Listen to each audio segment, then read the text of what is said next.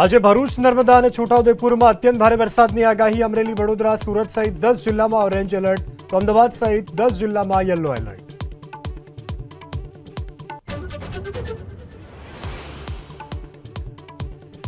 ઉપરવાસમાં વરસાદના કારણે કાલ સુધી વધી શકે છે નર્મદા ડેમની જળ સપાટી. હાલ ડેમમાંથી છોડાયેલા પાણીના કારણે શ્રીનોર અને કરજણમાં નદીકાંઠાના તમામ ગામ એલર્ટ પર.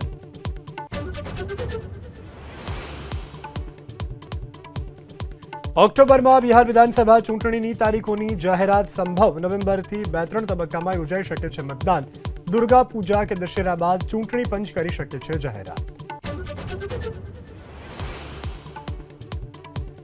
યમુના નદીના પૂરથી દિલ્હીના અનેક વિસ્તારોમાં જળબંબાકારની સ્થિતિ. રસ્તા પર પાણી ભરાતા ઠેર ઠેર ટ્રાફિક જામ.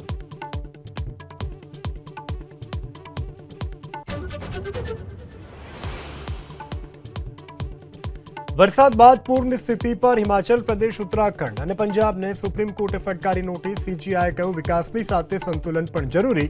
2 સપ્તાહમાં માંગ્યો જવાબ.